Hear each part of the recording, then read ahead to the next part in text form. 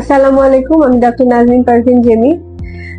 আমরা সব সময় পাই, এটা সব ডার্মাটোলজিস্ট বা চর্ম বিশেষজ্ঞ সবাই এই পেশেন্ট আমরা সব সময় পাই যে বিভিন্ন ক্রিম মেখে, মানে আপনাদের মুখে যে একটা দাগ হয়েছে, আপনারা একটা কোনো কসমেটিক্স এর দোকানদার বলছে যে এই ক্রিমটা মাখেন দাগ উঠে যাবে, বা অন্য কেউ পরামর্শ দিচ্ছে যে এই ক্রিমটা মাখেন দাগ উঠে যাবে। এই যে এইভাবে আপনারা যে কি পরিমাণ ক্ষতিকর ক্রিম মুখে দিচ্ছেন, আপনারা এটা জানেন কিনা জানি না। যেসব ক্রিম গুলা রাতারাতি দাগ উঠিয়ে দেয় বা রাতারাতি আপনি খুব পরিষ্কার ফর্সা হয়ে যাচ্ছেন, তাদের আপনাদের স্কিনের সহ্য ক্ষমতার চেয়ে প্রায় 8 থেকে 10,000 গুণ বেশি মার্কারি, স্টেরয়েড এই টাইপের পদার্থ ওই ক্রিম গুলার মধ্যে থাকে, যেটা আপনার ক্যান্সার। আজকাল কিন্তু আপনারা দেখেন এই যে এক্সেস যেসব কসমেটিক্স বা প্রোডাক্ট ইউজের ফলে একসময় কিন্তু আমাদের কিন্তু ক্যান্সার রেট এখন অনেক বেশি।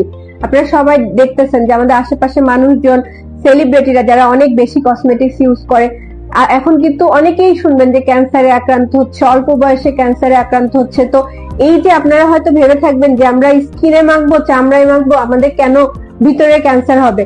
আপনারা চামড়ায় যখন কোনো প্রোডাক্ট ইউজ করবেন, আমাদের সব জায়গায় রক্ত নালী আছে, সেই রক্তের নালীগুলো আপনার সেই প্রোডাক্টগুলো চুষে নিবে। এই ক্ষতিকর উপাদানগুলো আপনার সারা ব্লাড সার্কুলেশন মানে পুরো বডিতে আপনার চলে যাবে।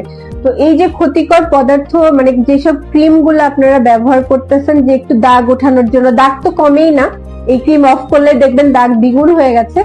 কিন্তু সাথে সাথে আপনারা যে এই যে হেলথ ইস্যু গুলো আপনাদের হচ্ছে, ক্যান্সার, স্কিন পাতলা হয়ে যাওয়া, অকাল বার্ধক্য, মানে আপনাদের কিন্তু রিঙ্কেল তাড়াতাড়ি চলে আসবে। এইসব ক্রিম গুলা মাখলে আপনাদের বলি রেখা তাড়াতাড়ি চলে আসবে।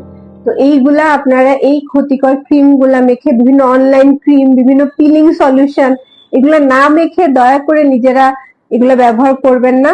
অবশ্যই যদি কোনো স্কিনের ইস্যু থাকে, স্কিনের ত্বকে কোনো প্রবলেম থাকে, চর্ম বিশেষজ্ঞ দেখিয়ে সঠিক পরামর্শ নেবেন, সেই অনুযায়ী চিকিৎসা করাবেন। ধন্যবাদ।